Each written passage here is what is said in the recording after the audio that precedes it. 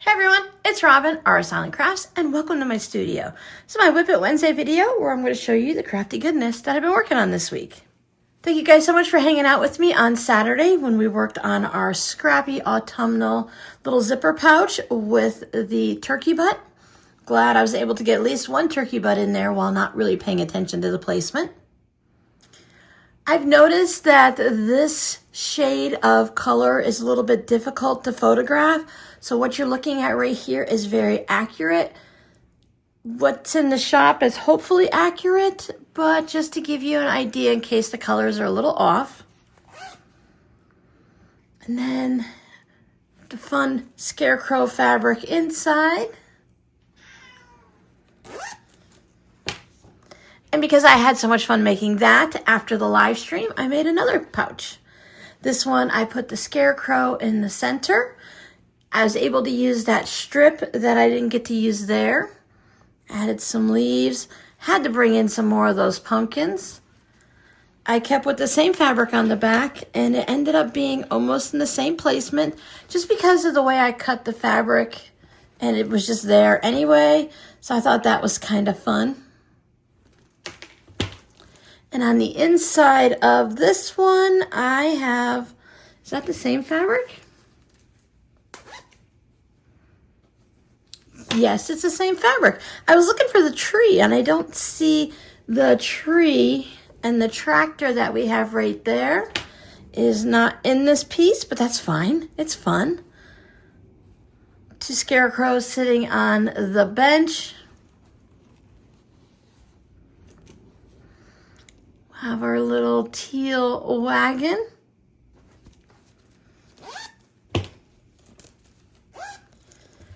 So if anyone's interested, you'll be able to find both of these zipper pouches in my Etsy shop, linked down below in the description box. My patrons and I have been going through the applique elements that someone had sent me. This week we worked on the sewing machine applique. I did not finish my project. This will be a tote bag. So if you just imagine it at about that depth on the bottom. I did get all of the applique stitched down. I like seeing it from the back, though it's hard to see on camera. So this upcoming Sunday, we're going to be working on the other side of the tote, and then I'll be able to complete it, and this will also be going into the shop. I have a few more applique elements, but I think one of them is a giraffe and a unicorn. I don't think there's any more after that, but I've really been having fun working through these. I showed my finished leather tote bag from the Babylon leather kit that was sent to me last month. You'll see more about this on Friday's video, but this is what I've spent my evenings on, working on this all week. I love the way it turned out. It is the perfect size for a backpack for me. I like to unleash your creativity. So it has a pocket. Of course, the more you use something that's actual leather, real leather, it tends to soften up and loosen up, and I'm just really looking forward to seeing that progress. I'm going to be taking it out to sit in the sun for a little bit today, just to even this bit out. Everything is sewn on evenly, but if you can see how this side here, it's kind of squished.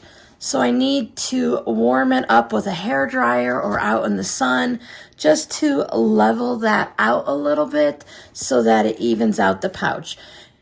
You might see the video on Friday before I get all of that done, and I'll probably talk about it again, but you know, that's just how things go.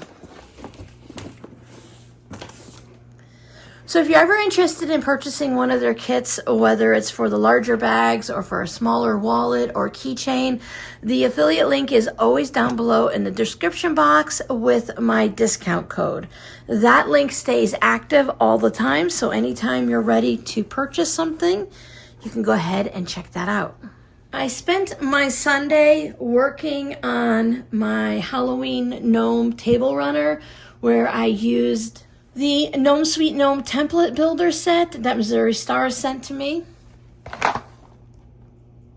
I tried to get this finished, but because I put my applique down before quilting the back, I did end up with a lot of starts and stops that I needed to bury the threads. Let me show you the back.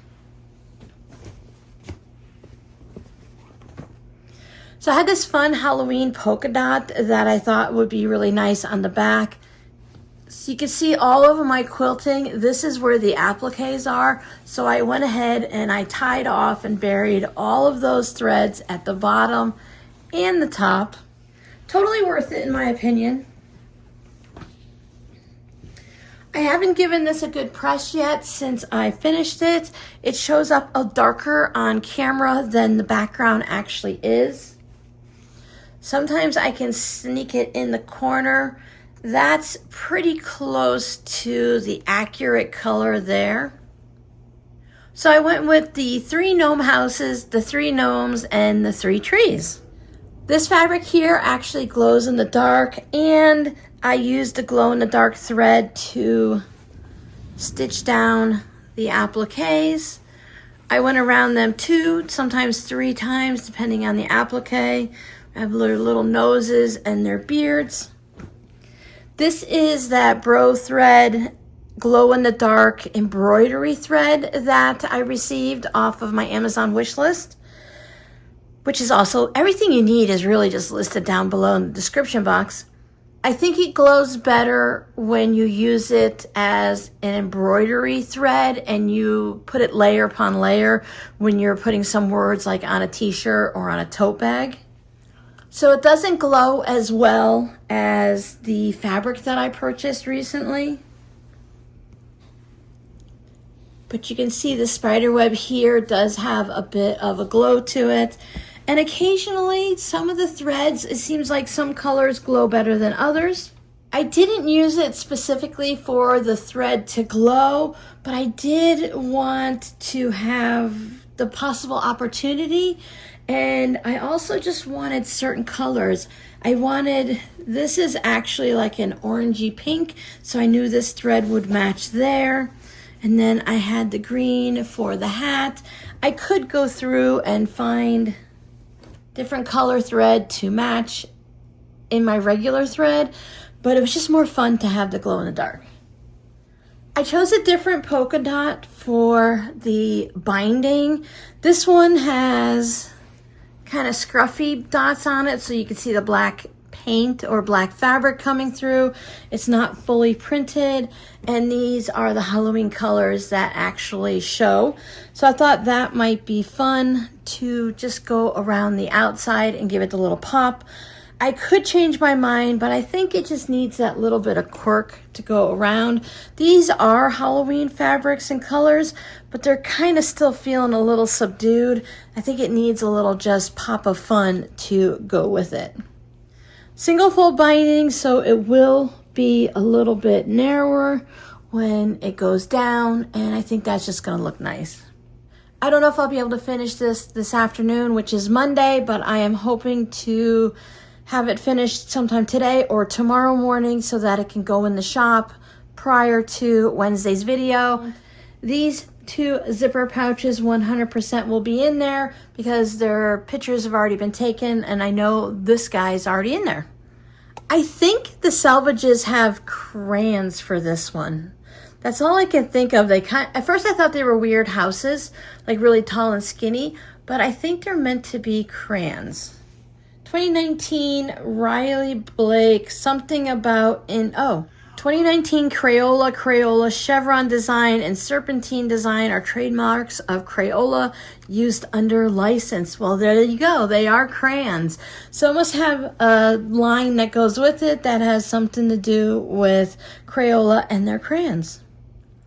The scraps that were in my milk can, I have gone through and sorted them and separated them by color or by season or whatever. I do have them all separated in this container, ready to go. It's going to take me a little bit to get everything made from this to get a final video.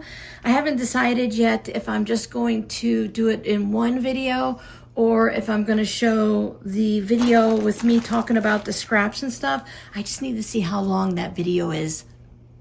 Pretty sure I talked a lot. I usually edit out a lot of the talking and still leave quite a bit of rambling behind. So depending on how long that is, that video will be coming up soon, followed by the video with the finished projects once I finish them. So your scrappy word is once again a question this week. I'd love to know, do you decorate for Halloween? Do you decorate for autumn? Thanksgiving? Both? I kind of feel like they're all mixed together for me. I like to put out some things for autumn, and then they usually carry over for Thanksgiving, and Halloween has its own time. I'll start with a few things. Well, usually, since I just stay in this room here and there's not a lot of area for like shelves for decorating and putting out the things that I have, I usually would put things out in the living room, and I probably won't be doing that here. I didn't do it last year or the year before, but I do have a few things that I like to pull out, and I pull them out for autumn, bring out the Halloween while leaving these out, so that way I can start in September into October, and then I bring more out that go with more of a Thanksgiving and really kind of build on that autumnal feel for November. And I'm one of those people that right after Thanksgiving, we can go ahead and pull all that down and start putting out for Christmas. Which is why I'm usually done with all of the Christmas decorations before Christmas ever gets here. But I'm just too excited for it and the decorations and everything. Now I do it a bit, well, I do it a lot more subtly here.